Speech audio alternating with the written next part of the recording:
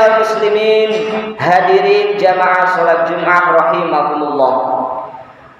Pada hari ini kita masih berada di dalam bulan yang dimuliakan oleh Allah, yaitu bulan Rabiul Awal, atau menurut kalender Jawa disebut bulan Maulid, di mana setiap 1 tahun sekali atau setiap tahun kita selalu diingatkan, selalu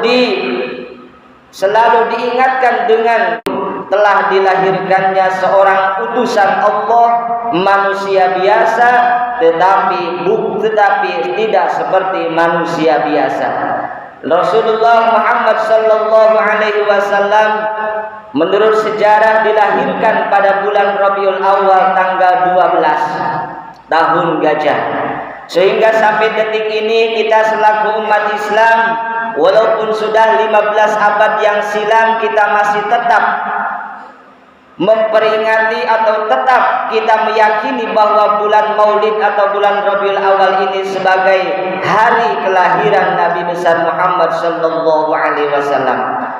Tentunya bukan saja kita hanya memperingati atau diingatkan dengan peristiwa dilahirkannya beliau, tetapi selayaknya kita selaku umatnya yang memohon atau mengharapkan selalu akan syafaatnya nanti, kita selaku umatnya harus di bulan Maulid Nabi ini, di bulan Rabiul Awal ini, kita lebih meningkatkan lagi mahabbah kita kepada beliau. Melalui mimbar singkat ini, saya sebagai khatib berwasiat kepada diri saya pribadi dan umumnya kepada hadirin, marilah kita sama-sama lebih meningkatkan lagi keimanan kita, lebih meningkatkan lagi ketakwaan kita kepada Allah Subhanahu wa taala.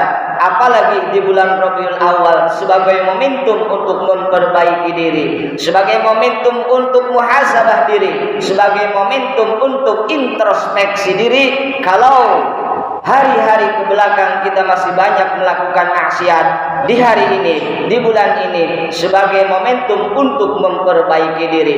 Bagaikan seorang petani ketika turun hujan akan memulai bercocok tanam, bagaikan seorang pejabat ketika setelah dilantik sebagai jabatannya memulai bekerjanya. Begitu pula kita selaku umat Islam, jadikanlah momentum bulan Rabiul Awal ini, bulan yang penuh rahmah ini, sebagai awal dari meningkatkan etos kerja kita, meningkatkan rasa mahabbah kita kepada baginda Nabi besar Muhammad sallallahu alaihi wasallam, meningkatkan kualitas keimanan dan kualitas ibadah kita kepada Allah Subhanahu wa taala.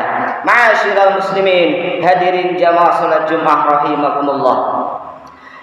15 abad yang silam Rasulullah Muhammad sallallahu alaihi wasallam telah meninggal dunia.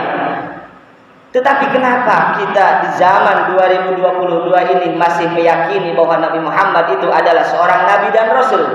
Tentunya ini tidak lain karena Allah telah memilih kita.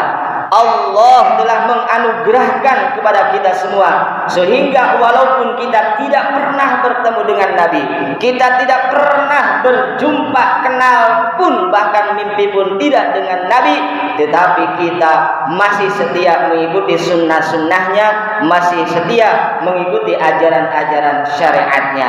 Di antara para ulama menafsirkan bahwa Nabi Muhammad sallallahu alaihi wasallam itu adalah manusia biasa, tetapi berbeda dengan manusia biasa.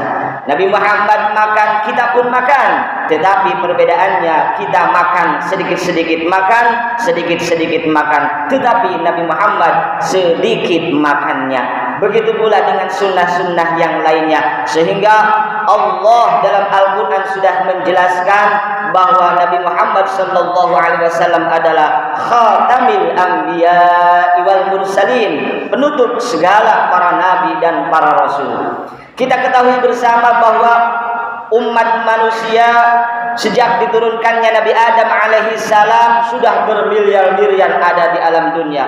Nabi Adam beserta umatnya, Nabi Idris beserta umatnya, sampai Nabi Isa alaihi salam beserta umatnya, dan Nabi Muhammad juga beserta umatnya sampai saat ini dan sampai yaumil qiyamah. Lantas Mengapa kita harus beriman kepada Allah dan beriman kepada Nabi Muhammad?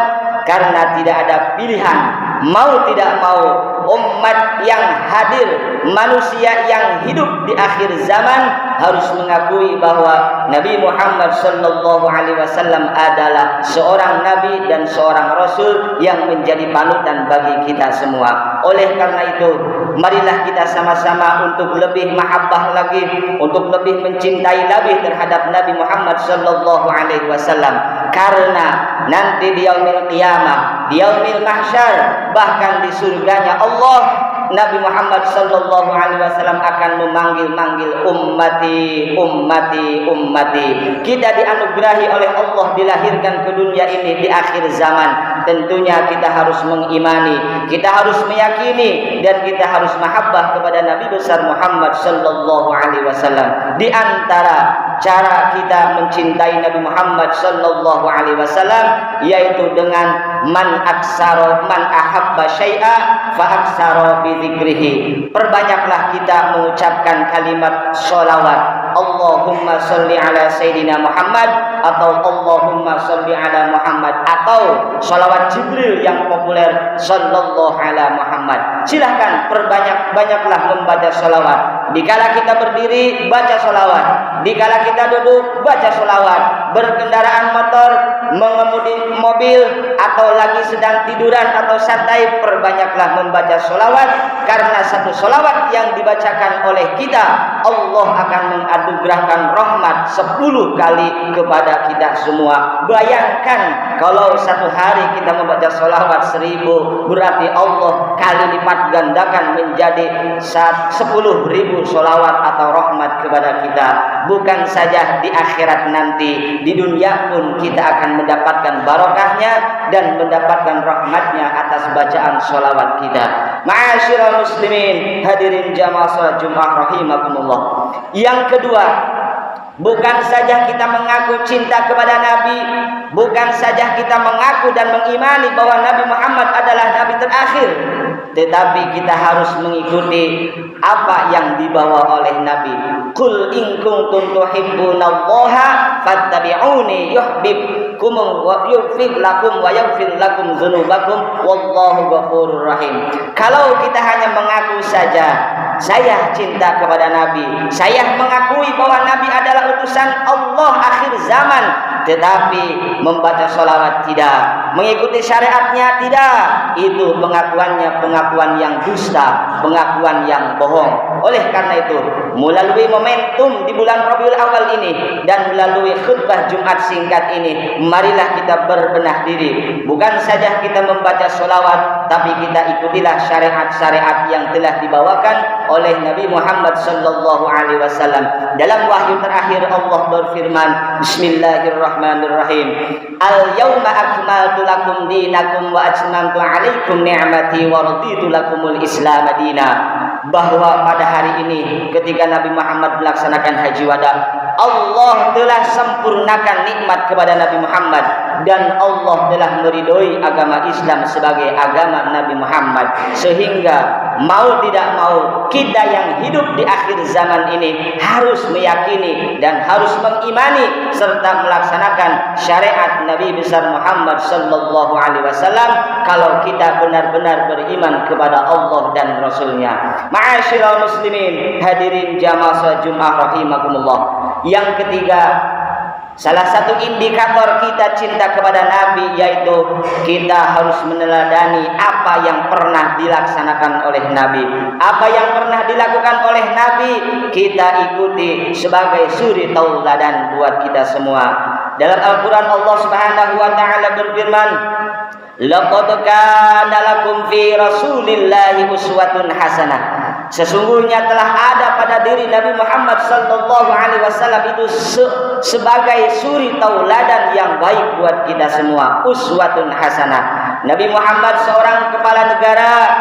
Beliau telah memimpin negaranya menjadi negara Madinah yang baldatun thayyibatun wa rabbun ghafur. Rasulullah sebagai kepala keluarga, kita sebagai suami, dicontohkan oleh Rasul bagaimana cara membina keluarga yang bahagia, mawaddah warahmah sakinah. Rasulullah sebagai kepala pemerintahan Rasulullah sebagai pemimpin umat, dicontohkan oleh Rasul bagaimana cara menjadi seorang pemimpin dan lain sebagainya. Di antaranya dari awal tadi Allah Subhanahu wa taala berfirman, wa'budullaha wa la tusyriku bihi syai'an wa bil walidaini ihsana. Di antara salah satu akhlak Rasulullah Muhammad sallallahu alaihi wasallam dan merupakan syariat tuntunan buat kita semua, setelah kita beriman kepada Allah, setelah kita beribadah kepada Allah dan tidak menyekutukannya, kemudian wabil walidaini ihsana, kita diperintahkan untuk berbuat baik terhadap kedua orang tua.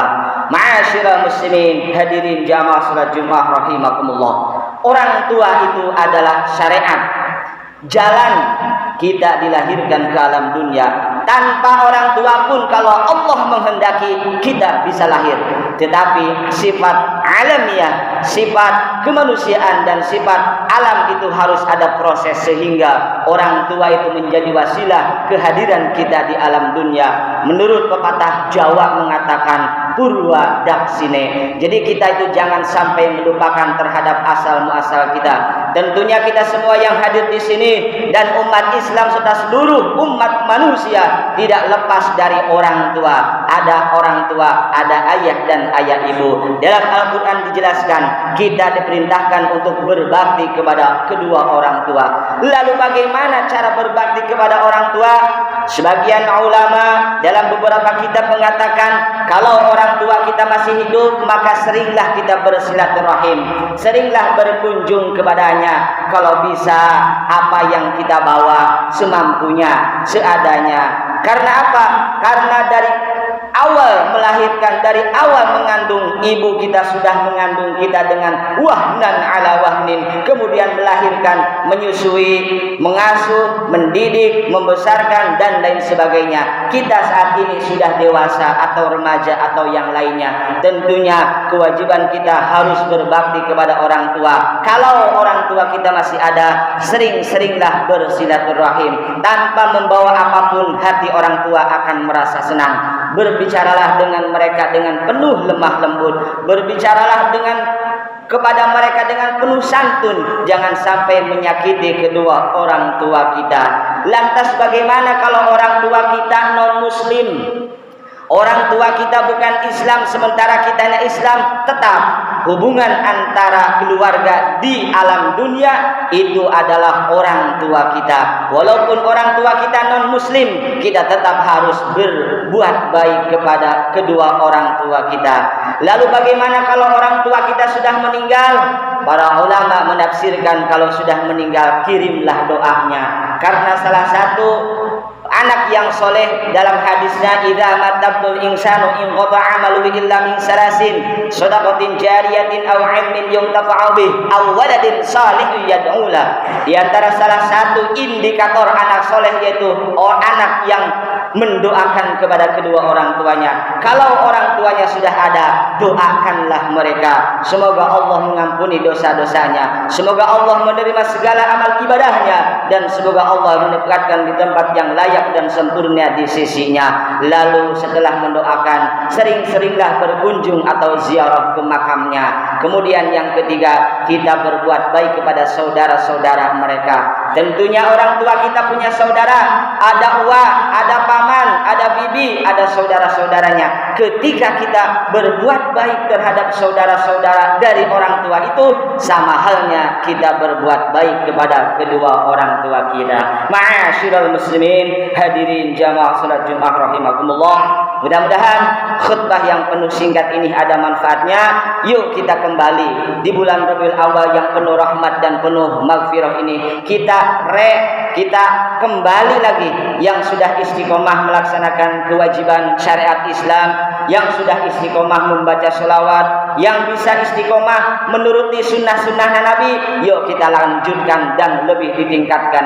Bagi yang belum belum membaca sholawat, marilah kita sama-sama membaca sholawat. Karena dengan membaca sholawat itu akan menjadi syafaat bagi kita nanti di yaumil qiyamah, di yaumil mahsyar. Ketika umat manusia dikumpulkan sejak zaman Nabi Adam alaihi salam sampai Nabi Muhammad sallallahu alaihi wasallam, tidak ada yang bisa memberikan syafaat. Nabi Adam tidak bisa memberikan syafaat. Jangankan untuk kita umat Islam yang ada di akhir zaman, Nabi Adam tidak bisa memberi syafaat kepada umatnya sendiri. Begitu juga Nabi Idris, Nabi Nuh, Nabi Hud, Nabi Saleh sampai Nabi Isa alaihissalam. Tetapi Nabi Muhammad sallallahu alaihi wasallam mampu dan diberikan hak prerogatif oleh Allah untuk memberikan syafaat bukan saja kepada umatnya, umat Islam, tetapi kepada umat-umat sebelum Nabi Muhammad sallallahu alaihi wasallam. Ummati, ummati, ummati. Bahkan dalam hadis yang lain, man shalla alayya man ahabbani kana ma'i fil jannah. Siapa yang cinta kepadaku, kata Nabi Muhammad, kana ma'i fil jannah, maka dia akan bersama Rasul di surganya Allah Subhanahu wa taala. Amin. Allahumma amin ya rabbal alamin. Mudah-mudahan dari khutbah yang singkat ini ada manfaatnya dan dipetik kesimpulan. Marilah kita sama-sama lebih mencintai lagi Allah dan Rasulnya dengan cara membaca sholawat, dengan cara mengikuti syariatnya, dan dengan cara meneladani akhlaknya. Dan jangan lupa di antara syariatnya yaitu kita berbuat baik kepada kedua orang tua. Yang masih ada orang tuanya, monggo berbuat baik kepada orang tua. Yang sudah meninggal orang tuanya, silahkan berdoa, berkunjung, dan berdamai dengan saudara-saudaranya. Semoga kita mendapatkan rahmat, hidayah, taufik dan inayah dari Allah Subhanahu wa taala agar kita bisa melaksanakan apa yang diperintahkan oleh Allah dan Rasulnya, dan kita menjadi hamba-hamba yang sholihin, sholihat, dimaafkan segala dosa-dosa kita. Amin. Allahumma amin ya rabbal alamin. Barakallahu li wa lakum fil Qur'anil azim wa nafa'ani wa iyyakum bima fihi minal ayati wa dzikril hakim wa taqabbala minni wa minkum tilawatahu innahu huwas samiul alim wa qur rabbighfir warham wa anta khairur rahimin.